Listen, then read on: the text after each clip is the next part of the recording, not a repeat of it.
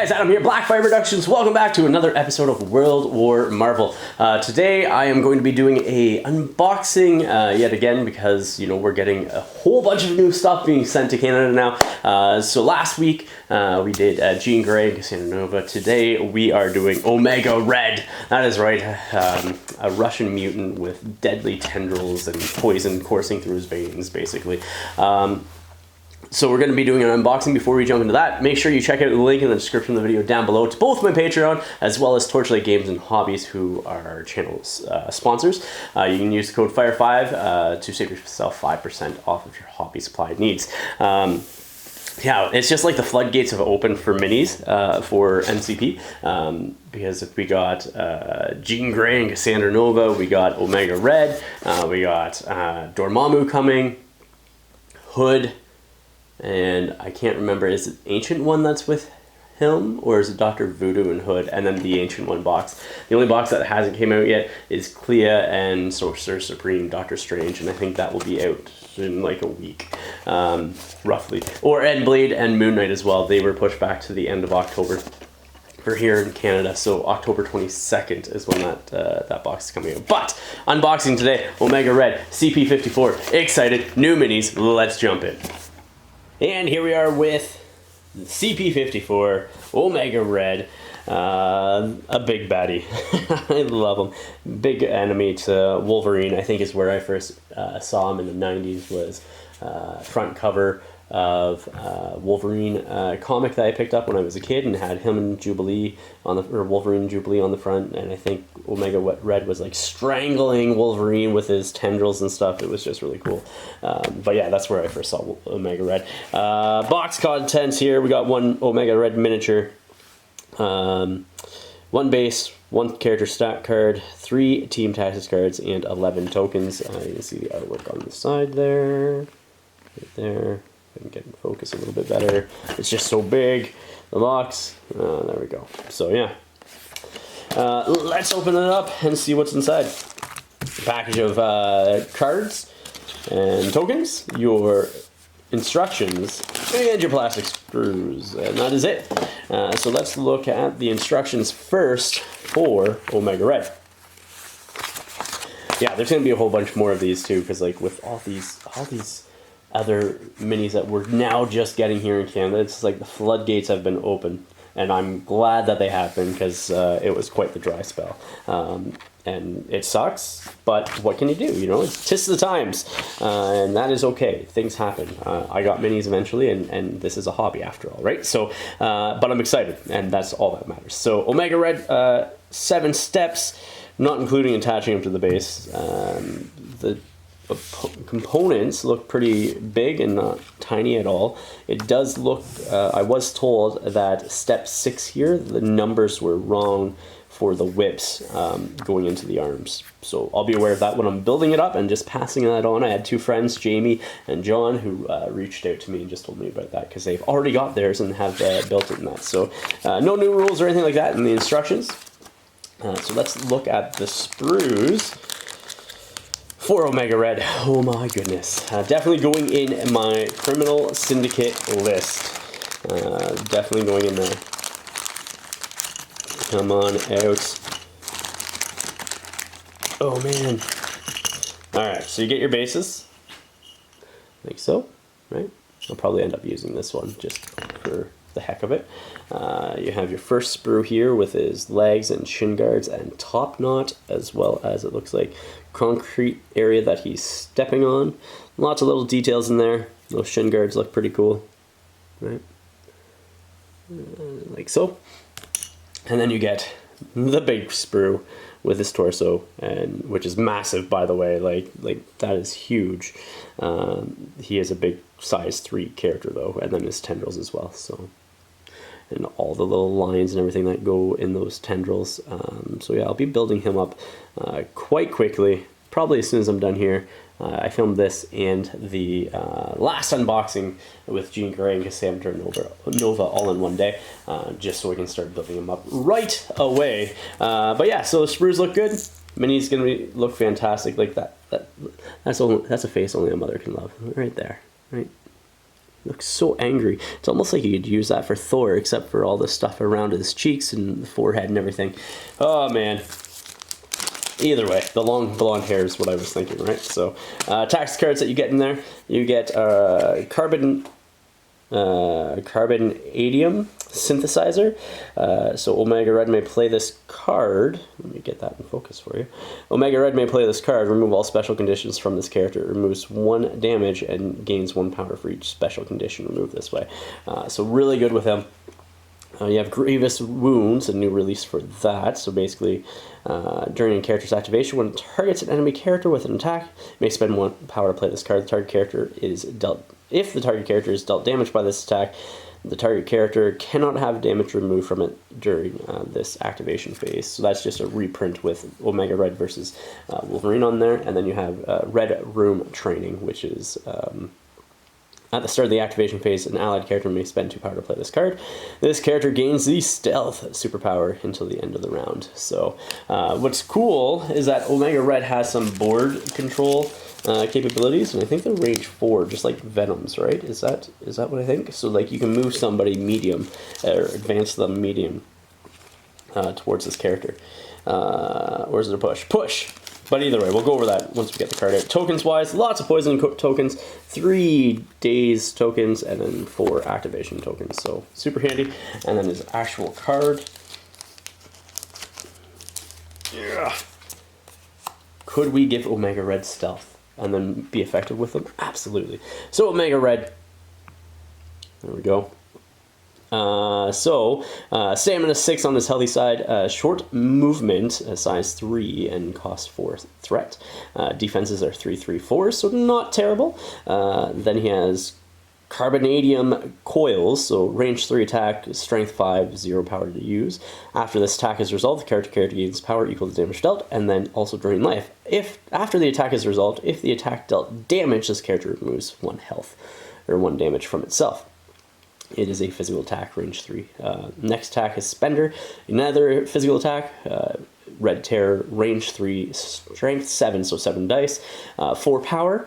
Before choosing a target, this character chooses whether this attack is physical or energy. Really, really handy.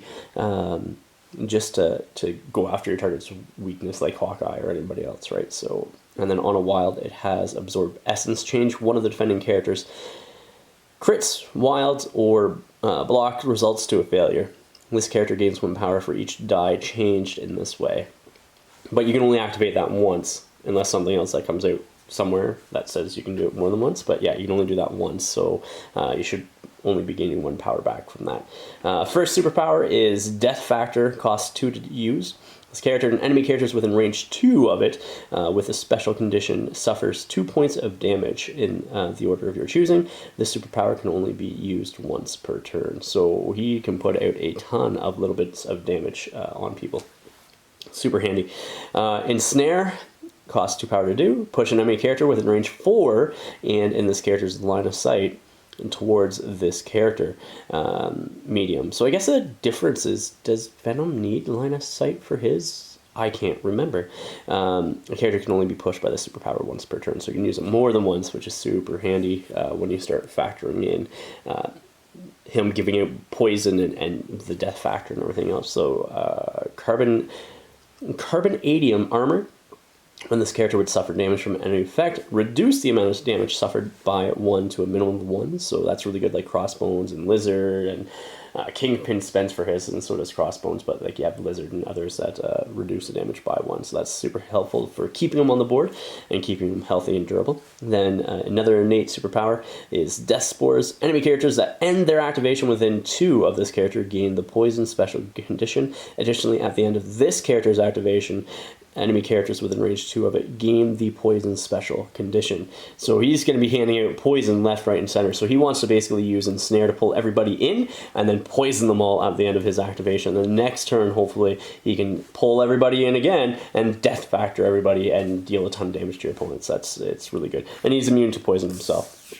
Injured side of his card, nothing changes. It looks like it is all the same. So Yeah, 6 stamina, 6 stamina, 3, 3, 4, drain life. Yeah, everything stays the same for him on the back of his card. So pretty durable with that carbonadium armor, and then the healing from his basic attacks as well. So that's really, really good. For the roster that I have Omega Red in, it's gonna be my Criminal Syndicate roster. So we got, for character-wise, we have Kingpin, Cassandra Nova, Hood, Crossbones, Mysterio, Deadpool, Toad, Enchantress, Lizard, Omega Red. So the core of that obviously is going to be generally Omega Red, Kingpin, and Crossbones, or Mysterio, or if it's like a low point level, it's going to be Crossbones, Kingpin, and Mysterio, but Omega Red is just going to be a beast, I think, in Criminal Syndicates. I haven't used them yet because I just got them, but definitely looking forward to trying them out. Tactics cards that we currently have. Actually, let's go over the crises. The crises that we have for extractions are Deadly Legacy Virus Cured, CMAP, 19 threat, and it's basically if you get all 3 of the Legacy Virus, that character that has them is knocked out, but scores you 8 victory points. Research Station Attacked, E, so that center line up the middle, where you score 2 points for being near the researcher, and then if he's at your opponent's or your extraction point, which is on your opponent's side of the board, you score 2 points for that too if he's within range 1 of that. So it could be very high scoring with leadership from Kingpin and the Criminal Syndicate leadership. Deadly Legacy Virus, talking about leaderships. The reason why I took that is because you can spend power in with the active character that has one, and you can actually switch that out. Let me see here. What's the range on it? So once per turn during an allied character's activation, may spend 2 power to use this leadership. Move 1 asset or civilian token being held by the active character to another allied character within range 3. So basically, you can pass your stuff across the board. So the Deadly Research or Legacy Virus, it's like if you can get those, you just try to pass them all to like Toad is the idea, at least with this, and then you can score those 8 victory points. And Toad hopefully can grab them from allies as well too. So if you don't have the power yourself to pass it, Toad can grab it from you. So that's the idea. The next crisis that I have for that is Mystic Condon Herbs. Very similar thing. It's going to be like a relay race back to your objective where you're holding those the Mystic Condon Herbs to score those points quickly, passing it along with Fisk after moving. And then going from there, or I should say Fist's leadership. And that doesn't even include the secures, which then go into, I have Mayor Fist vows to find missing witness. So you score, there's 2 on the outer side, 2 citizen tokens that will move around. But each of them, if you're securing them, they score 2 victory points each. And with the leadership, obviously, if you're healthy, you count as 2 models for scoring, for contesting instead of a 1. So that's really good. Then I have Gamma Waves because it's high scoring as well, using E maps, so along the center, which benefits with Omega Red, and just allows me to get in there with people, and some of my superpowers, like with Crossbones being there, he can stick around and get some work done. Mysterio, people move around, he can manipulate that. Lizard, when I have Lizard in there, again, another hardy, tough character to take out, and can throw people off objectives and everything else. So yeah, so that's the Gamma Waves. And then I have Terrigen Cloud sweep over City Center. Again, very similar to Mayor Fist vows to find missing witnesses. Just high scoring, and I should hopefully be able to score those points. That's the thoughts, at least. Tactics cards that I have that I'm bringing with me are Mission Objective, which allows me to pass the asset or civilian token to another character within range 2 of him. So again, relay race, or if you daze somebody that has one of those assets, I can spend 2 power to dump it, right? Carnage rules, because I do have Carnage in my list still, right? Oh no, I don't have Carnage anymore. I took him out. That's right, because I have Hood now. So I'll have to switch that out, actually, for something else. Maybe I will do the according to plan. All according to plan, something like that? Yeah, all according to plan. Cruelty for that extra damage. Basically, if I hit somebody, if I damage somebody, I can spend 2 power, and then I get to make a Mystic Twist the Knife attack into him for 5 damage. So it's just a little bit of extra damage into people. That's what that's about. Climbing Gear for the extra movement, illicit tech because of Crossbones, and being able to give out Incinerate as well as a ranged attack right off the hop is really good for 1 power, and then you gain power back from it as well, so it's great. Grand Illusion because Mysterio, especially in the E-style boards or games, basically all your opponent's crits turns into blanks and they don't explode either, so it's really good. Is it blanks or is it failures? Failures. So really good on those E maps and sort of those 2 Eder C points where he can just use that to help control the board. Then I got Field Dressing, all you've got. The 2 additional tactics cards are, one's going to be, I think, Exceptional Healing. And then the other one, I think, is going to be this Carbonadium synthesizer for healing onto Omega Red.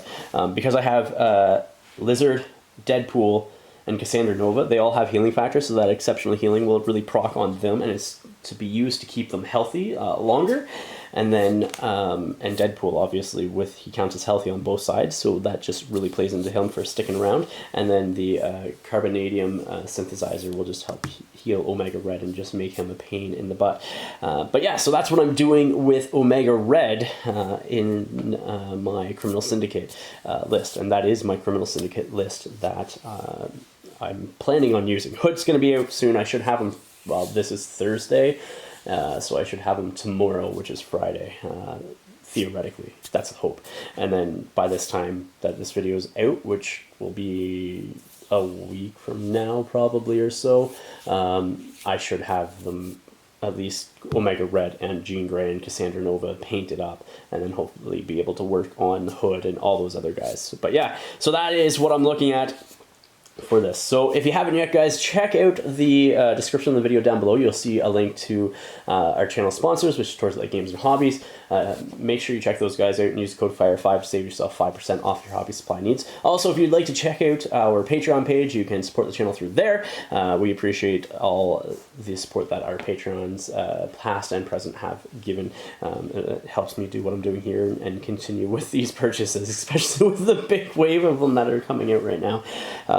Please remember to like, share, and subscribe. Until next time, ignite your hobby.